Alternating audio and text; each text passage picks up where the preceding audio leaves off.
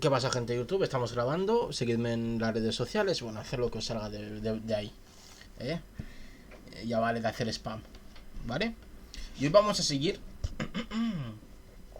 leyendo a la mujer más peligrosa de Estados Unidos, perseguida por el FBI por su tendencia política. Y tenéis el resto de los ensayos hasta ahora leídos sobre de ella en el canal. Son muy interesantes.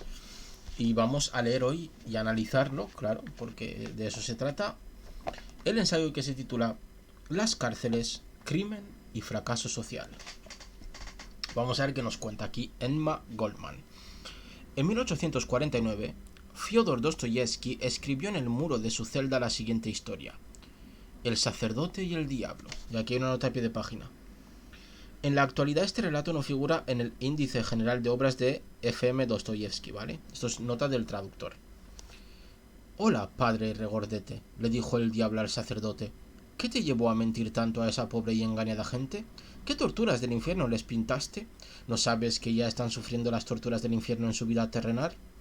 ¿No sabes que vosotros y las autoridades del Estado sois mis representantes en la tierra?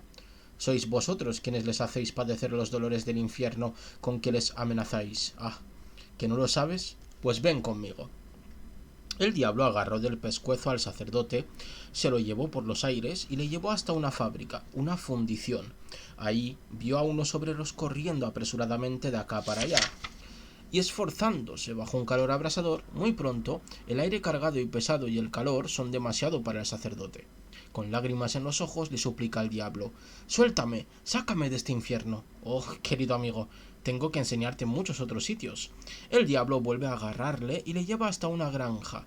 Ahí ve a los jornaleros trillando el grano. La polvareda y el calor resultan insoportables. El capataz lleva un látigo de 7 colas y azota despiadadamente a todo el que se desploma rendido por el trabajo duro o el hambre. A continuación, el diablo lleva al sacerdote a las chozas donde viven esos mismos jornaleros con sus familias, unos agujeros sucios, fríos, llenos de humo y malolientes. El diablo sonríe, destaca la pobreza y las privaciones que se sufren en este hogar. «Bueno, ¿ya tienes bastante?», le pregunta, y da la impresión de que hasta él, el diablo, se apiada de la gente. El piadoso siervo de Dios a duras penas es capaz de soportarlo. Con las manos en alto, el sacerdote implora: «Sácame de aquí, sí, esto es el infierno en la tierra». «Pues ya los ves. Y tú encima les prometes otro infierno. Les atormentas, les torturas mentalmente hasta la muerte, cuando ya están físicamente casi muertos. Ven, te voy a enseñar otro infierno, solo uno, el peor de todos». Le llevó a una cárcel y le mostró una mazmorra, con su aire viciado y las muchas formas humanas despojadas de salud y energía, tiradas en el suelo, cubiertas de sabandijas que estaban devorando sus pobres cuerpos desnudos y descarnados. «Quítate esas ropas de seda», le dice el diablo al sacerdote. «Ponte en los tobillos unas cadenas tan pesadas como las que llevan estos desventurados. Échate en el suelo frío y mugriento, y después háblales del otro infierno que aún les aguarda». «No», respondió el sacerdote, «no puedo imaginarme nada más espantoso que esto. Te lo suplico, déjame salir de aquí». «Sí, el infierno es esto. No puede haber un infierno peor que este. ¿Acaso no lo sabías? ¿No sabías que esos hombres y mujeres a los que asustas con la imagen de un infierno en el más allá, no sabías que ya están en el infierno aquí mismo antes de morir?» Hostia, pues el cuento mola, ¿eh?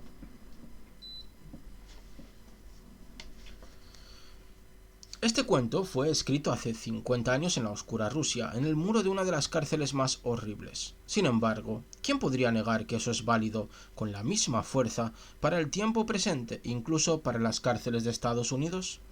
Con todas nuestras cacareadas reformas, nuestros grandes cambios sociales y nuestros trascendentales descubrimientos, seguimos enviando a muchos seres humanos al peor de los infiernos, donde son ultrajados, degradados y torturados a fin de que la sociedad esté protegida de los fantasmas que ella misma ha creado. ¿La cárcel una protección social? ¿Qué monstruosamente concibió jamás semejante idea? Es lo mismo que decir que es posible promover la salud mediante un contagio generalizado.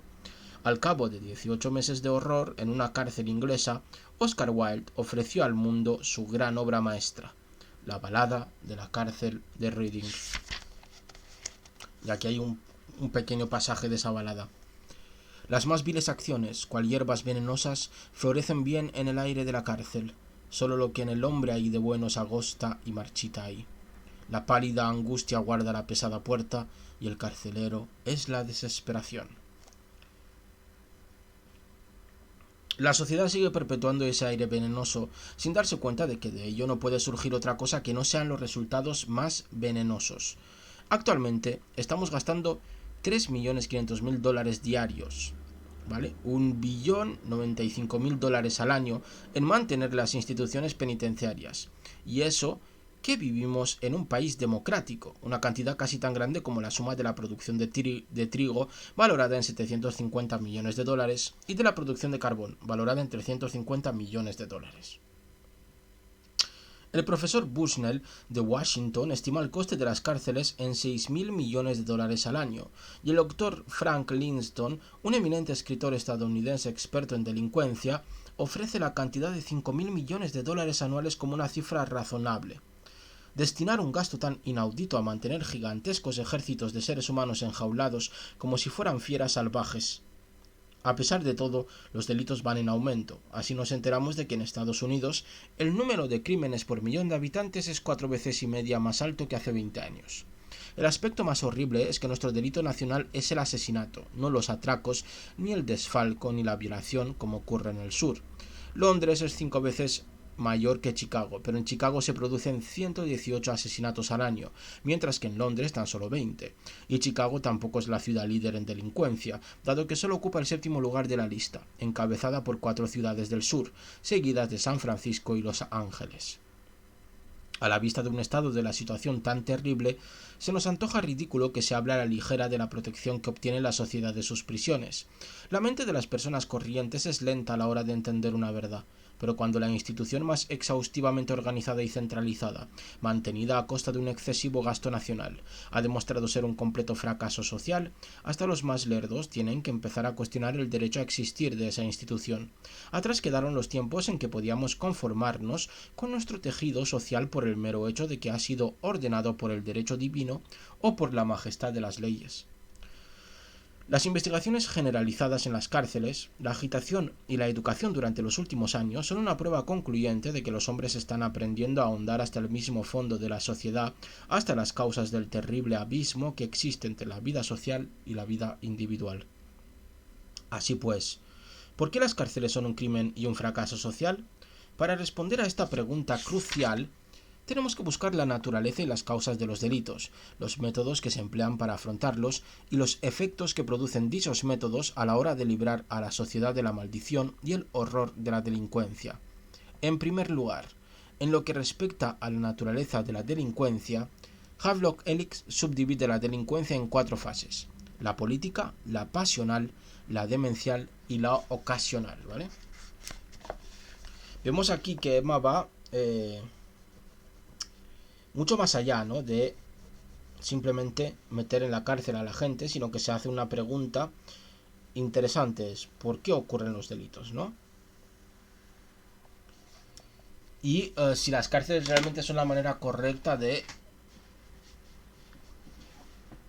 no de castigar a los delincuentes, porque se pueden castigar de muchas maneras, sino realmente de hacer o de disminuir la delincuencia, ¿no?, que es de lo que se trataría al fin y al cabo, que parece que nos hemos olvidado de eso. Dice que el delincuente político es víctima de un intento de un Estado más o menos despótico para mantener su propia estabilidad. No es necesariamente culpable de un delito antisocial, simplemente intenta echar por tierra un determinado orden político que acaso es antisocial en sí mismo. Esa verdad ha sido reconocida en todo el mundo, salvo en Estados Unidos, donde sigue predominando el insensato concepto de que en una democracia no hay lugar para los delincuentes políticos. Sin embargo, John Brown fue un delincuente político, igual que los anarquistas de Chicago, igual que cualquier huelguista. Por consiguiente, afirma Havelock Ellis, el delincuente político de nuestro tiempo o lugar podría ser el héroe, el mártir o el santo de otra época. Lombroso califica al delincuente político de verdadero precursor del movimiento progresista de la humanidad. Habitualmente, el criminal por pasión es un hombre de buena cuna y vida honesta, que bajo el estrés de alguna gran injusticia inmerecida, se ha tomado la justicia por su mano. Y esto aparece en The Criminal, escrito por Havelock Ellis. El señor Hathaway en The Menace of the Police, la amenaza de la policía, cita el caso de Jim Flaherty, criminal pasional que en vez de ser salvado por la sociedad se convierte en un borracho y un reincidente, con el resultado de una familia arruinada y sumida en la pobreza. Un tipo más patético es Archie, la víctima de la novela The Turn of the Balance, el vuelco en la balanza, de Brant Whitelock, la mayor denuncia de la delincuencia en curso en Estados Unidos. Archie, en mayor medida que Flaherty, se veía arrastrado al crimen y a la muerte por la cruel inhumanidad de su entorno y por el acoso sin escrúpulos de la maquinaria de la ley. Archie y Flaherty no son más que prototipos de muchos miles de casos que vienen a demostrar que los aspectos jurídicos de la delincuencia y los métodos de afrontarla contribuyen a crear la enfermedad que está socavando toda nuestra vida social. Es decir, los aspectos jurídicos, las leyes que tratan la delincuencia y los métodos de afrontarlas, la represión policial, las cárceles y cualquier otro tipo de uso de la violencia para intentar romper el crimen, ¿vale? Pues vemos que según Emma Goldman no funcionan y son un fracaso, ¿no? Incluso crean más problemas de los que intentan solucionar, ¿no? En realidad el criminal demente no puede ser considerado un criminal más de lo que puede serlo un niño, dado que mentalmente está en la misma condición que un niño pequeño o que un animal. Esto también aparece, es un extracto de The Criminal de Havelock Ellis. Y vemos que aquí está diciendo que aquellos criminales que tienen trastornos mentales o enfermedades mentales no pueden ser considerados criminales de pleno derecho, sino que son lo más parecido a que un niño realice un crimen. Eso ya está reconocido por la ley, pero únicamente en contados casos de naturaleza muy flagrante o cuando, merced a su riqueza, el inculpado puede permitirse el lujo de la demencia criminal. Se ha puesto muy de moda ser víctima de la paranoia, pero en conjunto, la soberanía de la justicia sigue castigando a los dementes criminales con toda la severidad de su poder. Así, el señor Ellis cita las estadísticas del Dr. Richer que demuestran que en Alemania 106 locos de 144 criminales dementes fueron condenados a severos castigos. El delincuente ocasional constituye con diferencia la clase más grande de nuestra población penitenciaria, y de ahí que sea la máxima amenaza para nuestro bienestar social. ¿Cuál es el motivo que lleva a un enorme ejército de la familia humana a dedicarse al crimen? ¿A preferir la espantosa vida dentro de los muros de una cárcel a la vida fuera de ella? Indudablemente, ese motivo debe de ser un amo despiadado, que no le deja a sus víctimas otra vía de escape, ya que hasta el ser humano más depravado ama la libertad. Esa terrible fuerza está integrada en las condiciones de nuestra cruel organización social y económica. No pretendo negar los factores biológicos, fisiológicos ni psicológicos en la creación de la delincuencia, pero difícilmente encontraríamos un criminólogo avanzado que no admita que las influencias sociales y económicas son los gérmenes más implacables y venenosos de la delincuencia, ¿vale? Las influencias sociales y económicas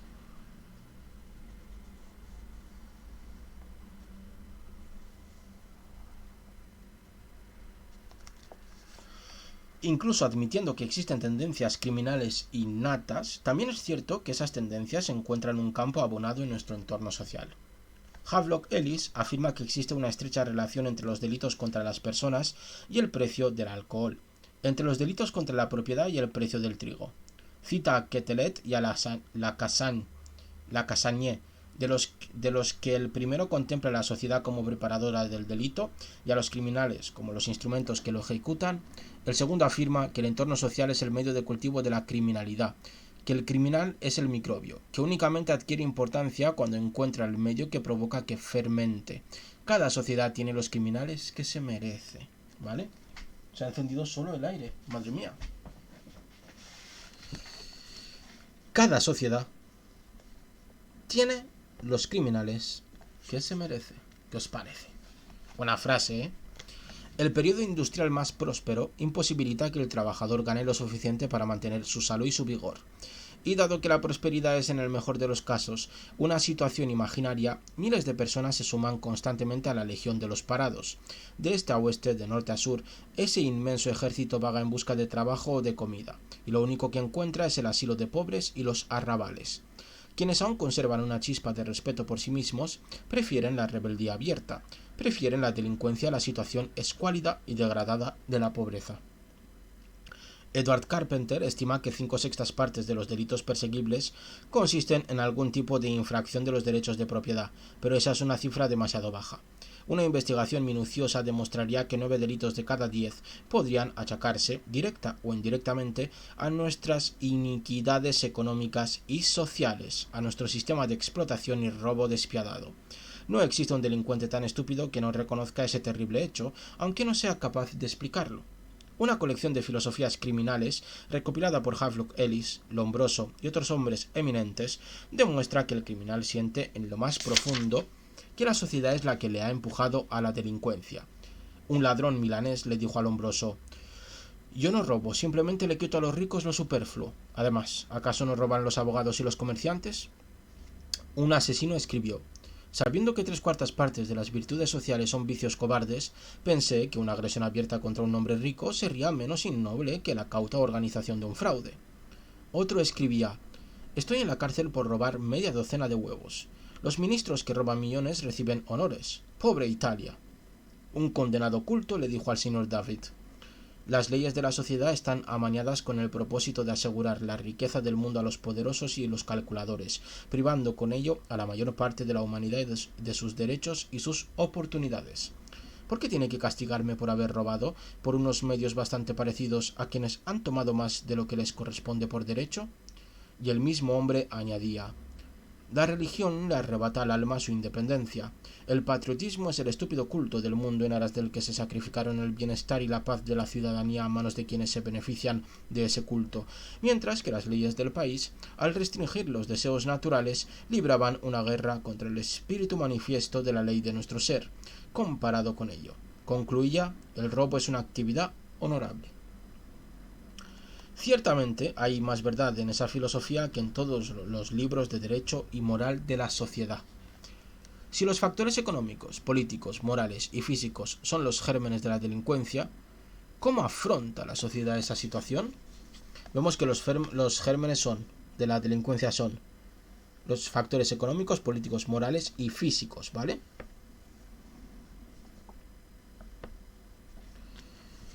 Indudablemente, los métodos para lidiar con la delincuencia han experimentado numerosos cambios, pero principalmente en sentido teórico. En la práctica, la sociedad conserva el móvil primitivo para tratar con el delincuente, a saber, la venganza, ¿vale? Y aún hoy en día, y cada vez más, este móvil aparece con bastante asiduidad. Además, ha adoptado la idea teológica, a saber, el castigo, al tiempo que los métodos legales y civilizados consisten en la disuasión, en el terror y en las reformas. A continuación vamos a ver que las 4 modalidades han fracasado completamente y que hoy no estamos más cerca de una solución que en la edad de las tinieblas. Y aquí dice, además no solo tenemos la venganza, sino que también tenemos el castigo, ¿no? Que es muy, muy importante. El impulso innato del hombre primitivo, contraatacar, vengar una injusticia, es anticuado. Por el contrario, el hombre civilizado, despojado de valor y de audacia, ha delegado en una maquinaria organizada el deber de vengar sus injusticias, en la insensata convicción de que el Estado está justificado para hacer lo que el hombre civilizado ya no tiene ni la madurez ni la coherencia suficientes para hacer. La majestad de las leyes es una cuestión que se basa en el razonamiento, no se rebaja a los instintos primitivos. Su misión es de una naturaleza superior. Es cierto, todavía está sumida en un enredo teológico, que proclama el castigo como medio de purificación o en la expiación indirecta del pecado. Pero legal y socialmente el estatuto ejerce el castigo no simplemente como el acto de infligir daño al delincuente, sino también por sus aterradores efectos sobre los demás. Muy interesante esto, ¿no? Como hemos delegado, ¿vale? Las cosas que más nos incomodan, hemos delegado no solo la capacidad de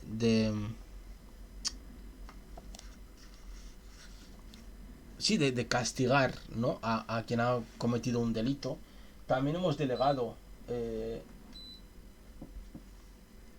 la capacidad de enseñar, ¿no? Que es muy importante esa. Hemos ido delegando al Estado muchas cosas para no tener que hacerlas nosotros. Hay un libro muy interesante que se llama Vigilar y Castigar,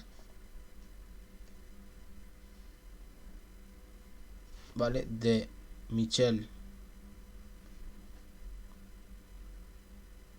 Foucault, que habla de esto y explica más o menos el proceso en el cual hubo un cambio desde la Edad Media hasta la Edad Moderna sobre la concepción que teníamos de las prisiones, ¿vale?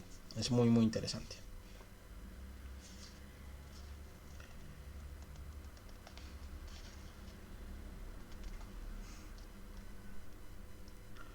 Pero legal y socialmente, el estatuto ejerce el castigo no simplemente como el acto de infligir daño al delincuente, sino también por sus aterradores efectos sobre los demás. Sin embargo, ¿cuál es el verdadero fundamento del castigo? El concepto del libre albedrío, la idea de que el hombre es en todo momento un sujeto libre para hacer el bien o el mal. Si opta por lo segundo, hay que obligarle a pagar un precio. Aunque esa teoría se rebatió y se tiró a la basura hace mucho tiempo, sigue aplicándose a diario por toda la maquinaria del Estado, que la convierte en el instrumento de tormento más cruel y brutal de la vida humana. La única razón para su mantenimiento es el concepto aún más cruel de que cuanto más se difunde el castigo aterrador, más seguro es su efecto disuasorio. Vemos aquí cómo Emma está hablando de cosas que también se hablan hoy en día, ¿no? De las cabezas de turco, que son los castigos, pues eso, que sirven como disuasión o tienen un efecto disuasorio que no existe en ningún caso, o como dicen que meter la pena de muerte o alguna cuestión de estas disuadirá de que se cometan delitos, cosa que es falsa, ¿vale? No han disminuido los delitos, por ejemplo, en Estados Unidos, donde se ha implantado esta pena, sino al todo lo contrario, han aumentado los delitos. Incluso tener penas muy altas para muchos delitos puede ser contraproducente porque los harían que fuesen esos delitos más cruentos, o que si penas lo mismo, por ejemplo, un robo, ¿vale? Que un robo con violencia, si tienen la misma pena, por ejemplo 20 años, yo que sé, es más fácil que se robe con violencia a que solo se robe. Mientras que si hay penas distintas para cada uno de estos elementos, si el robo tiene 5 años y el robo con violencia tiene 20 años, es mucho más fácil que solo se produzcan robos porque sí que hay una diferencia superior en la pena que hace que pues el que cometa el robo se lo piense dos veces antes de utilizar la violencia, ¿no? La sociedad está utilizando los métodos más drásticos para lidiar con el delincuente social. ¿Por qué no disuaden? Aunque teóricamente en Estados Unidos un hombre se considera inocente hasta que se demuestra que es culpable, los instrumentos de la ley, la policía, perpetúan un reino de terror, llevando a cabo detenciones indiscriminadas, golpeando, apaleando, intimidando a las personas, utilizando el bárbaro método del tercer grado, sometiendo a sus desventuradas víctimas al aire infecto de las comisarías y al lenguaje aún más infecto de sus guardianes. Sin embargo, los delitos se multiplican rápidamente y la sociedad está pagando el precio. Por otra parte, es un secreto a voces que cuando al desventurado ciudadano se le ha concedido toda la clemencia de la ley y en aras de la seguridad se le oculta en el peor de los infiernos, ahí empieza su verdadero calvario. Despojado de sus derechos como ser humano, degradado a la condición de mero autómata sin voluntad ni sentimientos, totalmente a merced de sus brutales guardianes, padece a diario un proceso de deshumanización en comparación con el cual la venganza salvaje no es más que un juego de niños. En Estados Unidos no existe ninguna institución penitenciaria ni reformatorio donde no se tortura a los hombres para que vuelvan a ser buenos, por medio de la porra, el garrote, la camisa de fuerza, el tormento de agua o la picana, un dispositivo para dar descargas eléctricas a lo largo de todo el cuerpo humano, el régimen de aislamiento, la anilla y la dieta de inanición. En esas instituciones se quiebra la voluntad del preso, se degrada su alma, se sojuzga su espíritu mediante la mortífera monotonía y la rutina de la vida en prisión. En Ohio, Illinois, Pensilvania, Missouri y en el sur, esos horrores se han vuelto tan flagrantes que han llegado a oídos del mundo exterior, mientras que en la mayoría del resto de prisiones siguen predominando esos mismos métodos tan piadosos. Pero los muros de las cárceles raramente permiten que se escapen los angustiosos gritos de las víctimas. Los muros son gruesos, amortiguan el sonido. Es posible que la sociedad ganara más con la abolición inmediata de todas las cárceles que esperando que la protejan esas cámaras de los horrores del siglo XX. Año tras año, las puertas de los infiernos penitenciarios devuelven al mundo una multitud de seres humanos náufragos, demacrados, deformes y carentes de voluntad, con la marca de Caín en la frente, con las esperanzas destrozadas y todas sus inclinaciones naturales frustradas, sin otra cosa que el hambre y la inhumanidad que les dé la bienvenida. Esas víctimas muy pronto vuelven a hundirse en la delincuencia como única posibilidad de existencia. No es en absoluto insólito encontrar hombres y mujeres que se han pasado la mitad de su vida, mejor dicho, casi toda su existencia, en prisión. Conozco a una mujer en la isla de Blackwell, Nueva York, que había entrado y salido de la cárcel 38 veces, y a través de un amigo me enteré de que un muchacho de 17 años, al que mi amigo había atendido y cuidado en la penitenciaría de Pittsburgh, nunca había conocido el significado de la palabra libertad. El único rumbo de la vida de ese chico había sido del reformatorio a la cárcel, hasta que, con el cuerpo roto, murió como víctima de la venganza social. Esas experiencias personales están avaladas por numerosos datos que aportan pruebas abrumadoras de la total inutilidad de las cárceles como medio de disuasión o de reforma. Esto en parte es cierto porque hay mucha gente que se pasa tanto tiempo en prisión que la prisión se convierte en una forma de vida, ¿no? En su forma de vida, es lo único que conoce. Entonces, cuando salen fuera se encuentran desubicados y lo único que quieren es volver a entrar en la prisión porque es el sitio donde realmente se sienten cómodos, ¿no? Y también ocurre una cosa, la persona que entra siendo un pequeño delincuente en la cárcel muchas veces sale como gran delincuente porque las cárceles tienen dentro de ellas un proceso que podríamos denominar de delincuenciación, ¿no? Un proceso en el que te conviertes en... es como una escuela de delincuencia, ¿no? Por decirlo de esta manera, donde tú al salir ya sales como graduado, ¿no? Simplemente por las propias características y procesos que se dan dentro de nuestras cárceles. Ahora muchas personas bien intencionadas trabajan para dar un nuevo rumbo a la cuestión penitenciaria, la rehabilitación, restituirle de nuevo al preso la posibilidad de convertirse en un ser humano. Por encomiable que sea, me temo que resulta imposible abrigar esperanzas de conseguir buenos resultados de verter un buen vino en una botella mohosa. Nada que no sea una reconstrucción total de la sociedad liberará a la humanidad del cáncer de la delincuencia. ¿Vale? Nada que no sea una reconstrucción total de la sociedad liberará a la humanidad del cáncer de la delincuencia. Todo muy fácil, los procesos estos que propone Emma. Sin embargo, si se pudiera afilar el filo embotado de nuestra conciencia social, sería posible darle otra mano de pintura a las instituciones penitenciarias. Pero el primer paso que hay que dar es la renovación de la conciencia social, que está en unas condiciones bastante ruinosas. Lamentablemente necesita abrir los ojos al hecho de que la delincuencia es una cuestión de grados, que todos nosotros llevamos dentro los rudimentos del crimen, en mayor o menor grado, según nuestro entorno mental, físico y social, y que el delincuente individual es un mero reflejo de las tendencias del conjunto, ¿vale?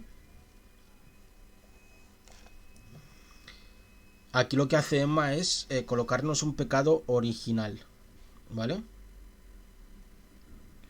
Todos tenemos el mismo pecado original, que es que todos somos susceptibles de cometer un crimen. Con una conciencia social más despierta es posible que un individuo corriente aprenda a rechazar el honor de ser un sabueso de la ley. Es posible que deje de perseguir y despreciar al delincuente social, que no desconfíe de él y le dé una oportunidad de vivir y respirar entre sus conciudadanos. Por supuesto, resulta más difícil llegar a las instituciones. Son frías, impenetrables y crueles. A pesar de todo, con una conciencia social más ágil, sería posible liberar a las víctimas penitenciarias de la brutalidad de los funcionarios, los guardias y los guardianes de las cárceles. La opinión pública es un arma poderosa. Incluso los guardias de las presas humanas tienen miedo de ella.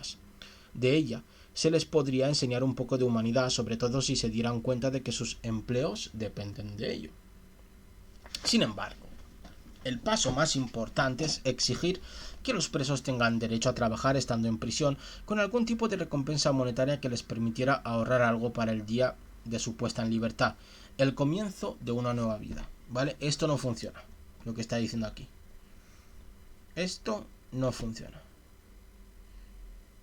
¿vale? De hecho, en Estados Unidos lo que ocurre es que utilizan a los presos pagándoles menos del salario mínimo estipulado por el propio Estado, si tiene salario mínimo, y los utiliza como pequeños esclavos que hagan los trabajos que no haría la sociedad libre estadounidense.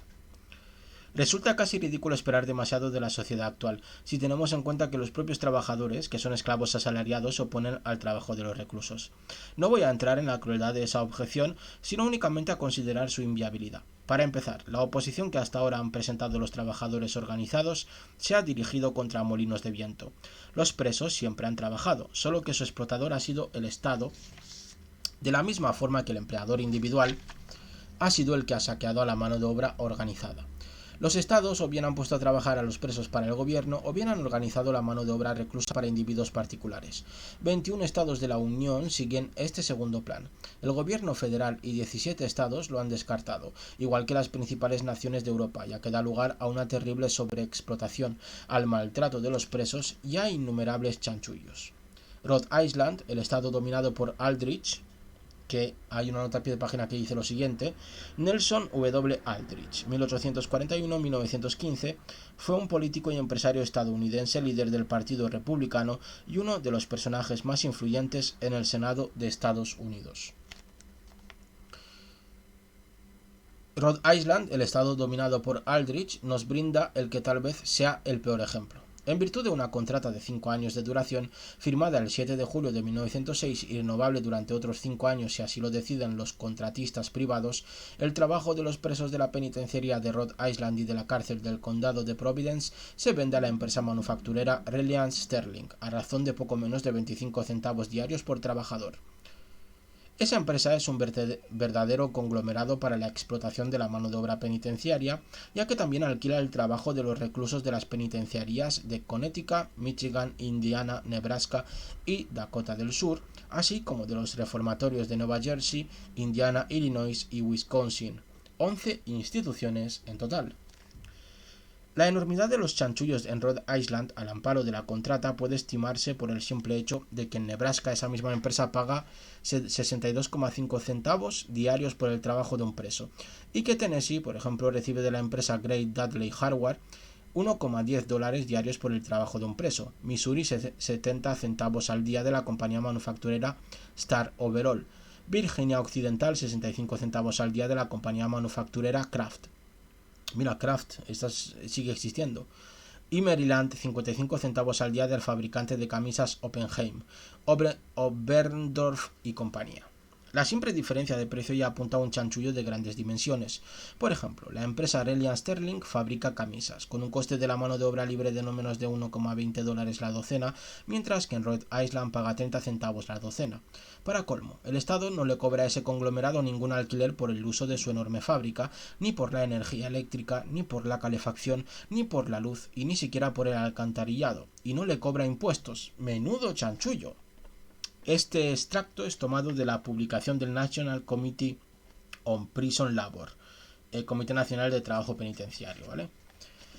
Se estima que en este país la mano de obra reclusa produce anualmente camisas y monos de trabajo por valor de más de 12 millones de dólares. Es una industria de mujeres y la primera consecuencia es que así se desaloja una enorme cantidad de mano de obra femenina libre. La segunda consideración es que se mantiene a los presos varones que deberían estar aprendiendo oficios que les dieran alguna posibilidad de ser autosuficientes tras su puesta en libertad en esta actividad con la que es imposible que ganen dinero. Eso resulta aún más grave si consideramos que gran parte de ese trabajo se realiza en los reformatorios que profesan a bombo y platillo que están formando a sus reclusos para que lleguen a ser ciudadanos útiles. Voy a poner otra vez el aire y beber un traguito de agua.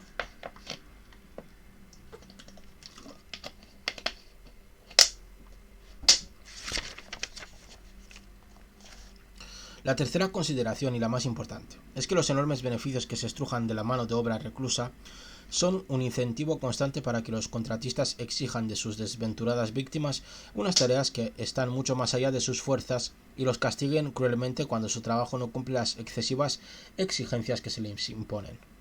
Una cosa más sobre el hecho de que se condene a los presos a realizar tareas con las que no pueden esperar ganarse la vida tras su puesta en libertad. Indiana, por ejemplo, es un estado que se vanagloria de estar en primera fila en materia de mejoras penitenciarias modernas. Sin embargo, según el informe presentado en 1908 por la Academia de Formación de su reformatorio, 135 presos se dedicaban a fabricar cadenas, 207 a confeccionar camisas y 250 en la fundición, un total de 597 reclusos en 3 ocupaciones. Pero en el así llamado reformatorio los presos representaban 59 ocupaciones, de las que 39 estaban relacionadas con los intereses del país. Indiana, al igual que muchos otros estados, afirma que está formando a los presos de su reformatorio en oficios con los que podrán ganarse la vida cuando salgan en libertad. Pero en realidad los pone a trabajar fabricando cadenas, camisas y escobas, estas a beneficio de la Louisville Fancy Grocery Company. La fabricación de escobas es un oficio mayoritariamente monopolizado por los ciegos. La confección de camisas es un oficio reservado a las mujeres, y en el estado solo existe una fábrica de cadenas con mano de obra libre, y un preso no tiene la mínima esperanza de encontrar empleo en ninguna de esas 3 actividades. Todo el asunto es una farsa cruel. Así pues, si los estados pueden desempeñar un papel decisivo a la hora de robarle a sus indefensas víctimas unos beneficios tan colosales, ¿no es hora de que el trabajo organizado ponga fin a sus inútiles bramidos y de que insista en una remuneración decente para los reclusos, igual que las organizaciones sindicales lo reivindican para sí mismas? De esa forma, los obreros conseguirían matar el germen que hace del preso un enemigo de los intereses de los trabajadores. Ya he dicho en otro lugar que miles de presos incompetentes y sin oficio, sin medios de subsistencia, son devueltos cada año al redil social. Esos hombres y mujeres tienen que vivir porque incluso un expresidiario tiene necesidades. La vida penitenciaria les ha convertido en seres antisociales, y no es improbable que las puertas cerradas a cal y canto que les reciben cuando salen en libertad no hagan más que agravar su amargura. La consecuencia inevitable es que forman un núcleo propicio para el reclutamiento de esquiroles, rompehuelgas, detectives y policías, que estarán ansiosos por hacer lo que les pida el amo. Así pues, el trabajo organizado, con su insensata oposición al trabajo en las cárceles, va contra sus propios intereses. Contribuye a crear gases venenosos que asfixian cualquier intento de mejora económica. Si el trabajador quiere evitar esas consecuencias, debe insistir en el derecho al trabajo del preso, debería acogerle como un hermano, integrarle en su organización y con su ayuda rebelarse contra el sistema que los pisotea a ambos.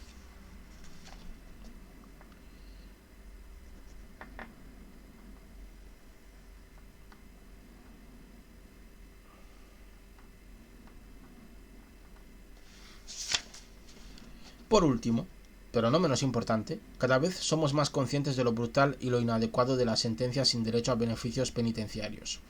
Quienes creen en un cambio y aspiran a ello están llegando rápidamente a la conclusión de que es necesario brindarle la oportunidad a un hombre a hacer el bien. ¿Y cómo va a hacerlo cuando tiene ante sí 10, 15 o 20 años de cárcel? La esperanza de la libertad y la oportunidad es el único incentivo de la vida, sobre todo de la vida de un preso. La sociedad se ha portado mal con él durante tanto tiempo que por lo menos debería dejarle eso. No tengo grandes esperanzas de que ocurra, ni de que pueda producirse un cambio real en esa dirección, hasta que las condiciones que engendran tanto al preso como al carcelero queden abolidas para siempre. De su boca brotaría una rosa muy roja, de su corazón una rosa blanca. Pues, ¿quién puede decir de qué extraño modo revela Cristo su voluntad si el seco callado del peregrino floreció a la vista del gran Papa? Y aquí termina este maravilloso ensayo sobre las cárceles. Y el próximo va sobre el patriotismo, una amenaza para la libertad. Madre mía, se acercan buenos